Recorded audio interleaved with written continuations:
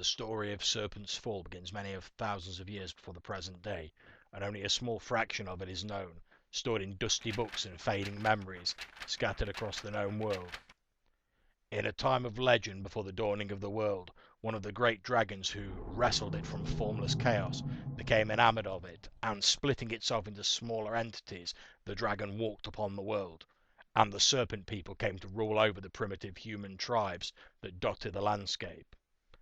But the serpent people dabbled in dark magics and were cast down, scattering the fleeing tribes of humanity across the globe.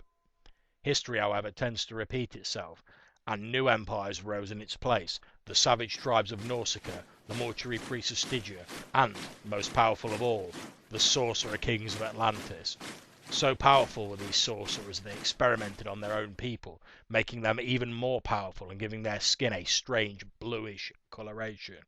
But power corrupts, and eventually a rebellion led by the Atlantean slaves, the Redskin Lemurians, led the sorcerers to turn to dark ancient magics to restore their authority. Seeing this, the great dragons from their perch above the world smote the lands, causing it to sink beneath the waves, leaving only a small group of islands known as the Sword Isles. As the years passed, new nations grew from the old. The lands of Saxony, previously a client of Atlantis, came into their own, and, following a civil war, Stygia was split into the opposing nations of Stygia and Kemri. Many hundreds of years later, a young pirate called Captain Benito rose to prominence, becoming the pirate king of the Sword Isles. And one day he launched an attack to free the slaves aboard a Saxon vessel, not realizing that in doing so he was sowing the seeds of his own destruction, when one of the freed slaves, a man of Atlantean descent called Horningold Blythe, rose through the ranks and deposed Benito, cursing him and casting him into the sea. Days later, when he washed ashore on the mainland, Benito was fortunate to meet up with some other travellers, Azuchi, a Stygian spiritualist, and his acquaintance Haresh, a Kemrian death priest. With them was Gunnar Kron, a Nausicaan raider trying to escape from his bloody past. Our heroes have discovered a plot by Blythe that seems to revolve around a deal with the savage Picts, and rumours of the Dark Corsairs, a terrifying legend from the dark times during the founding of the Sword Isles. The plot involves captives being taken and ferried back to the Sword Isles for some nefarious unknown purpose.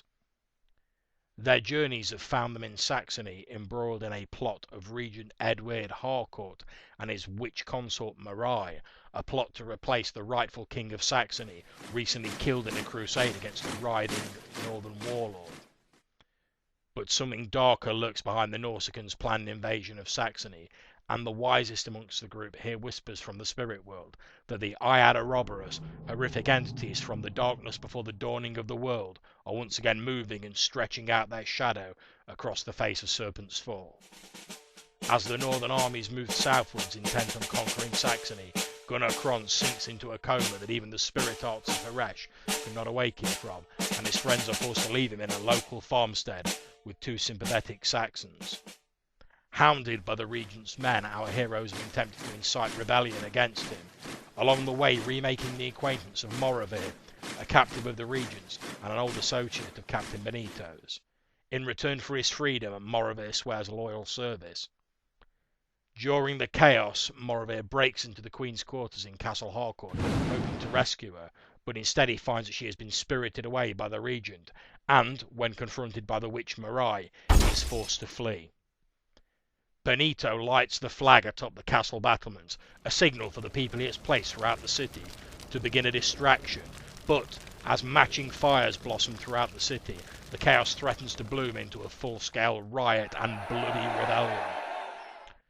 Azuchi is captured attempting to enter the castle by the regent's hulking jailer, Tomor Bator, and, when he awakens sometime later, he finds himself shackled to the oars of a Saxon river-going vessel. From the old seneschal of the castle, Moravir discovers that the regent has taken Queen Harcourt and has fled with her via boat towards the coastal port of Dunstan Ingas, where, unknown to them, an old enemy has been building his forces in support of the regent.